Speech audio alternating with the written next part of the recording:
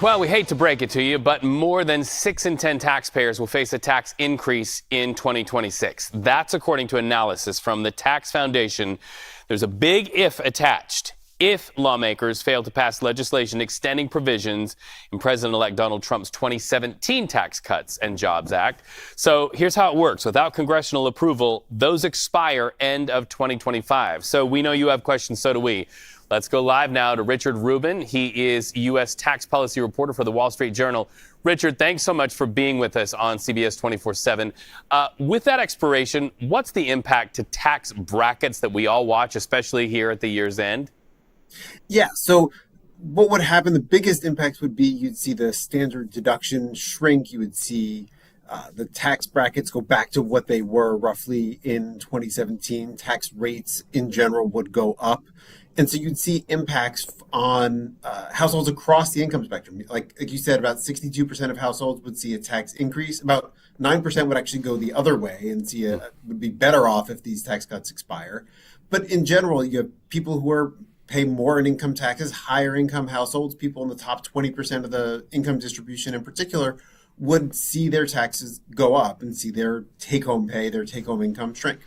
Well, a lot of people depend also on that child tax credit. What could the impact of the child tax credit be?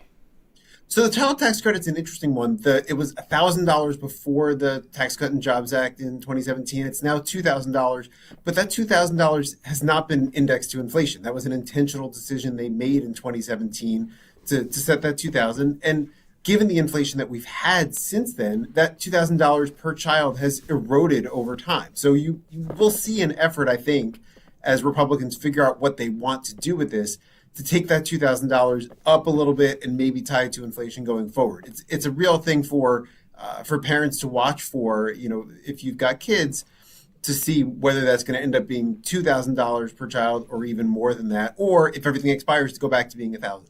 All right, so I'm hearing a lot of things about this SALT cap deduction. I need to go back to school. I don't know what that is. I doubt a lot of people out there know what it is. What is a SALT cap deduction, and how is it relevant to this conversation? How could it change if those expire?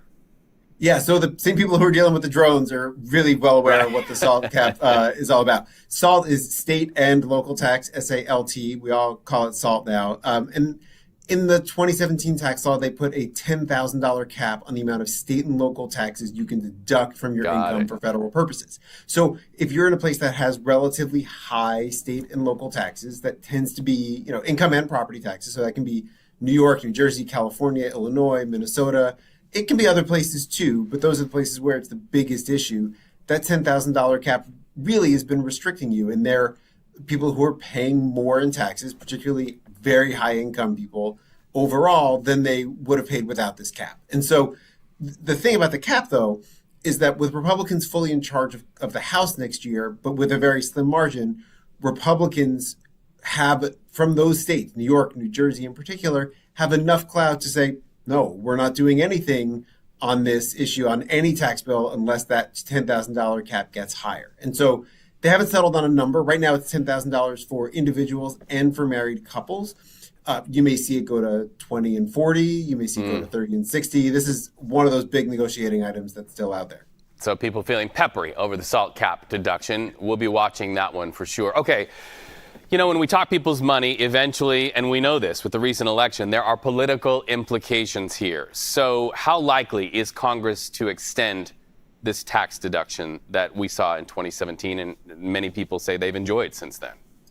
Yeah, I think the prospect of it failing, and you saw House Majority Leader Steve Scalise say this over the past week, means that failure is basically not an option for Republicans. The idea that Republicans would get to the end of 2025 and not have extended these tax cuts and see the taxes go up on households, 62% of households across America, that doesn't feel like an outcome they can countenance, but they still have to get there. They've got to get it through the House. They've got to get through the Senate. They've got to figure out the SALT cap. They've got to figure out how to incorporate Trump's proposals on no tax on tips, no tax on overtime.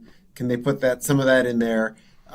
How to pay for it, how to deal with budget deficits. It's a complex, multi-moving part thing, and that we'll be tracking over the course of the year. And ultimately, you have to bet on something happening to prevent that kind of massive tax increase.